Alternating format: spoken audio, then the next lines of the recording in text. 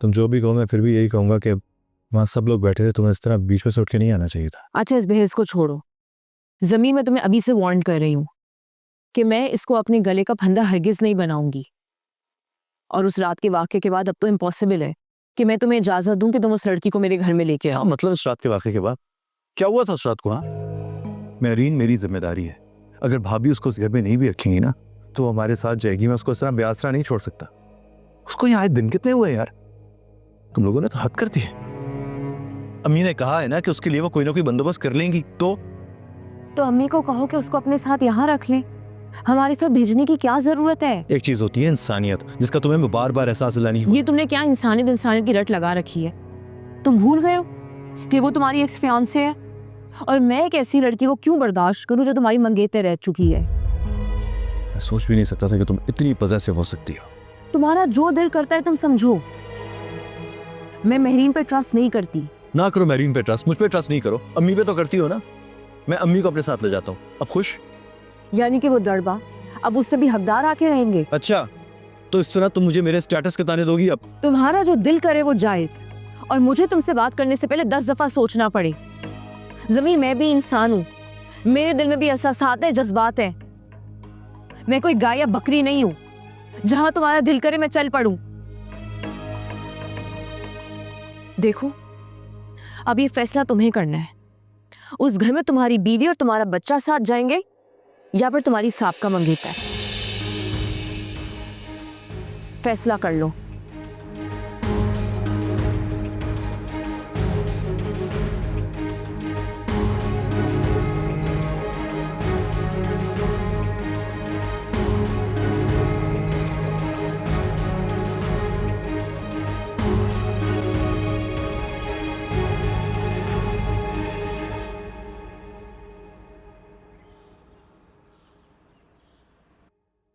ले आइए, ले आइए।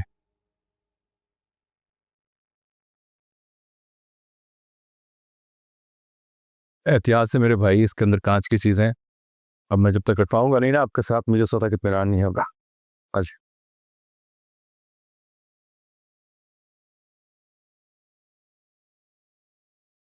सबूई बेटा, अम्मी से मिलके नहीं जाओगी? अभी तो हॉस्पिटल जा रही हूँ, कुछ सामान लेना था रात में आके, तब तो मुलाकात होनी ही थी। ठीक है बेटा। बेटा, तुम्हारा जो आजकल ये अंदाज है ना, इसे देखने की हमें आदत नहीं है। अम्मी, इंसान हूँ, हर वक्त अच्छी तो नहीं बन सकती। नहीं बेटा, तुम अच्छी बन नहीं रही हो, तुम अच्छी हो मेरी जान। अगर अच्छी हो भी तो होना नहीं चाहिए था। देखो बेटा, मुनासिब हालात में तो हर इंसान अच्छा हो जाता है, लेकिन ना मुनासिब हालात में अच्छा रहना, यही तो आजमाइश है। अच्छे लोगों को भी अच्छाई की जरूरत होती है, और हमेशा मैं ही क्यों कुर्बानी दूं? बेटा, इसी बात की तसल्ली देने तो मैं आई हूँ।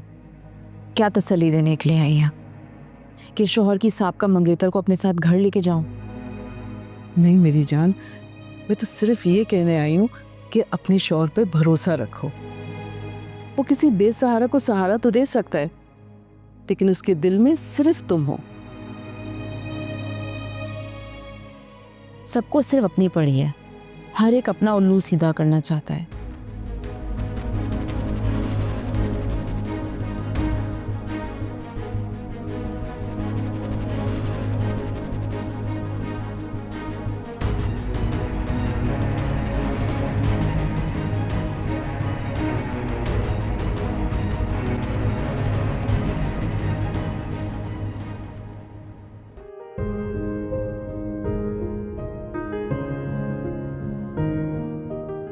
हाँ मेरीन, चाय बन गई। वहाँ बाहर लड़के इंतजार कर रहे हैं। बस बन रही है सर। ट्राई हेल्प कर देता। नहीं, इट्स ओके, मैं कर लूंगी।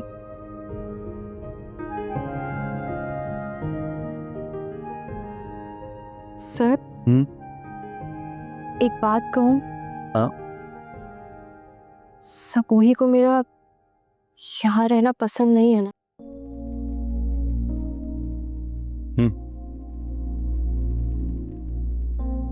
चलो, अच्छा हुआ तुम्हें इस बात का अंदाजा हो गया। नहीं है उसे पसंद तुम्हारा रहना, क्योंकि तुम्हें फिक्र करने की जरूरत नहीं है मेरी। तुम मेरी जिम्मेदारी हो, और जिम्मेदारी को मैंने पूरे दिल से निभाना। इसलिए उसको अच्छा लगे या बुरा कोई फर्क नहीं पड़ता, उसको बुरा लगना भी नहीं चाहिए। देखो, किसी भी इंसान की ज़िंदगी में जब कोई बात पहली दफ़ा होती है या कोई शुरुआत होती है तो उसका पहचान होना फितरी अमल है और आखिरकार वो एडजस्ट हो ही जाता है, जिस तरह सुबह है। देखो, उस अपार्टमेंट पे रहने के लिए वो बिल्कुल राज़ी नहीं थी, लेकिन मान गई ना। आप राजी तो होना ही था सर। अपने घर से ज़्यादा सुकून इंसान को कहाँ मिलता है। एग्जैक्टली। सर, एक और बात, आप प्लीज़ मेरे लिए जल्द से जल्द किसी जॉब का अरेंजमेंट कर दें, वरना मेरे यहाँ होने की वजह से कल को आपकी पर्सनल लाइफ में प्रॉब्लम्स हो सकते हैं। जानता हूँ। तो फिर आप ये रिस्क क्यों ले रहे हैं? इंसानियत, अगर किसी इंसान के दिल में इंसानियत ना हो ना तो इंसान के ताले के लायक ही नहीं होता। आपका दिल तो सोने का है सर,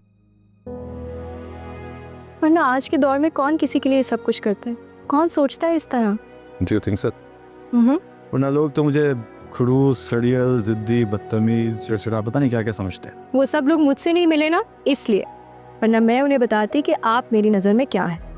अब ये छोड़ देंगे, मैं कर लूँगी।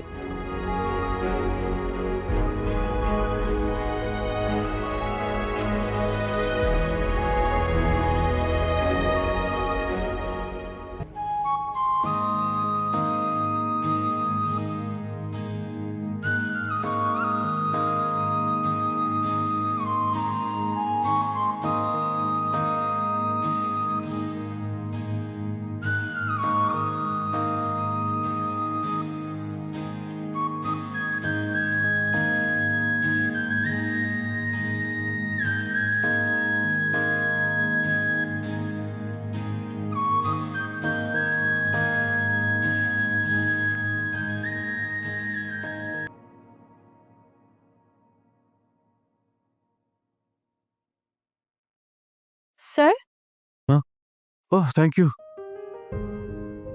थक गए यार। तो घर सेट करना इतना मुश्किल काम होता है, आज पता चला।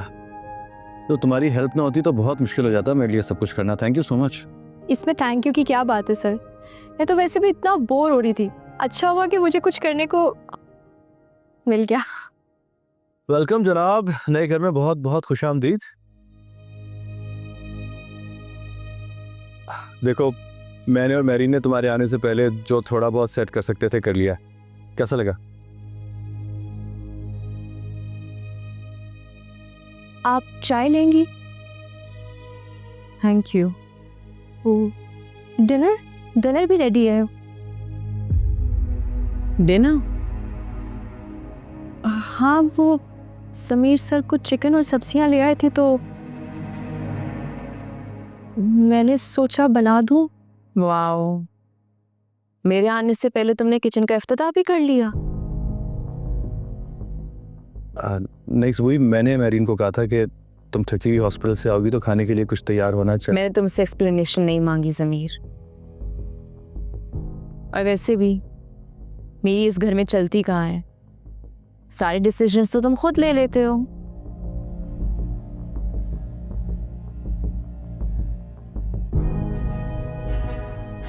खैर, I am very tired, change करके रेस्ट करना चाहती हूँ।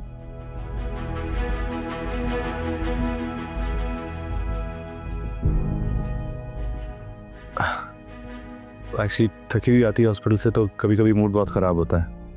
Hope you understand. जी,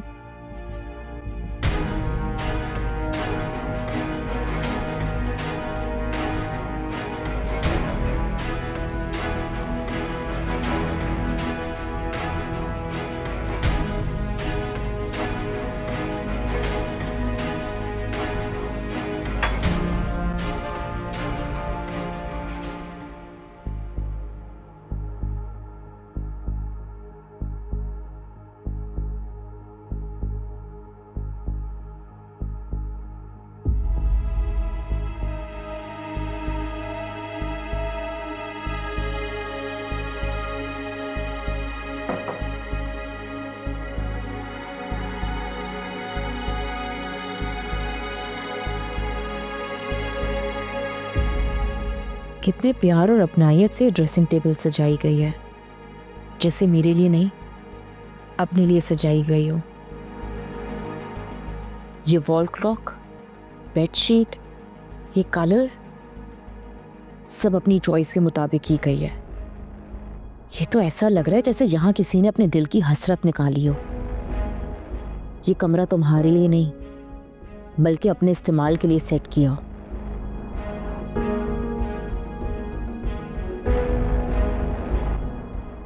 कैसा लगा सब कुछ? देखा मैरी ने कितनी मेहनत से सारा घर सेट किया तुम्हारे लिए। ज़मीर, उसको किसने इजाज़त दी कि मेरी गैर मौजूदगी में मेरे बेडरूम में आए, मेरी परमिशन के बगैर मेरे सामान को हाथ लगाए? क्या हो गया? सुबह ही हमारे इस घर में पहला दिन है आज, क्यों खामखा अपना मूड खराब कर रही हो? वो बेचारी सुबह से गनचक्कर बनी हुई है कि तुम हॉस्पिटल से वापस आओगी। हमेशा के लिए हॉस्पिटल तो नहीं गई थी ना, वापस तो आना था मुझे, मगर उससे सब्र नहीं हुआ।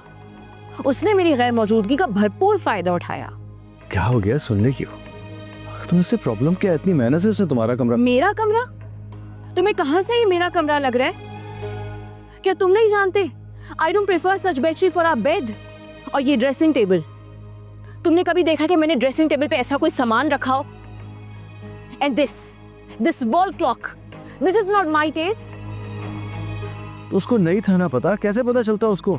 उसको पता होता तो वो क्यों करती है सब कुछ? नहीं ज़मीर, असल बात यह है कि इस कमरे को सेट करने की आड़ में उसने अपने दिल की हसरत पूरी की है। क्योंकि इस कमरे की सेटिंग चीख चीख के बता रही है कि ये कमरा मेरे लिए सेट नहीं किया गया, ये कमरा किसी ने अपने इस्तेमाल के लिए सेट किया है। Enough, रूही।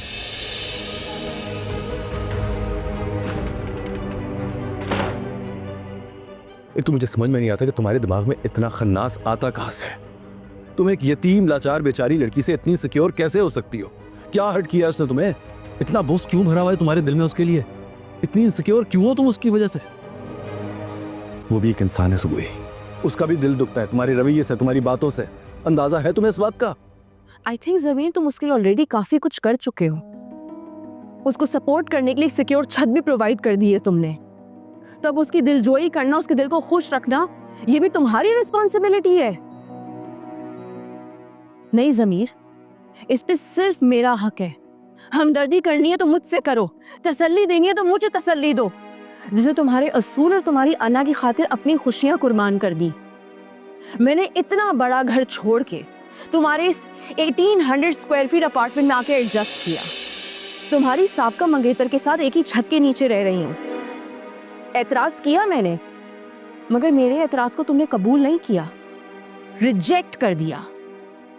आज मेरा पहला दिन था इस घर में, मुझे ये घर अपने लिहाज से सेट करना चाहिए था। माना कि मैं मसरूफ हूं, लेकिन इसका ये मतलब नहीं कि मेरी मसरूफियत का गलत फायदा उठाया जाएगा। तुम उसके लिए और क्या क्या करोगे ज़मीर? अपनी ईगो मार के तुमने मिनिस्टर के कदमों में रख दी, जिसके लिए तुमने खुद भी अपनी जात पे कभी कॉम्प्रोमाइज नहीं किया। अपनी दिन रात एक की भी मेहनत की भी तुमने कुर्बानी दे दी। अपनी CSS की सीट छोड़ दी सिर्फ अपनी ईगो को सेटिस्फाई करने के लिए। तुम कभी भी अपने सो कॉल्ड उसूलों के लिए किसी के लिए टस से मस नहीं हुए। फिर अब क्या हो रहा है? अपने गिरबान में झांक के देखो, एकदम से तुम्हारे लिए ये हमदर्दी इतनी मैटर क्यों करने लग गई है? क्या चल रहा है ऐसा? अपने दिल को टटोलो और बताओ कि ऐसा क्यों कर रहे हो। और देखो ज़मीर, अगर ऐसा कोई भी इरादा है तो मुझे बता दो, मुझे चीट मत करना। चीट? चीट? ये लफ्ज इस्तेमाल करने से पहले तुम्हें 10 दफा सोचना चाहिए था सुबह। तुम इतनी अजीब बात कर कैसे सकती हो? अच्छी बात? अजीब बात मैं कर रही हूं या तुम कर रहे हो? मुझ पे नजर रखने के बजाय कभी खुद को देखा है? कहां ला खड़ा किया है? और तुम खुद कहाँ हो ज़मीर? तुम अपने आप को चाहे कितना भी सही प्रूव करने की कोशिश करो, नहीं कर सकते, क्योंकि तुम्हारी सिमती गलत है। अब मैं मजीद कॉम्प्रोमाइज नहीं कर सकती। मेरी हिम्मत जवाब दे चुकी है।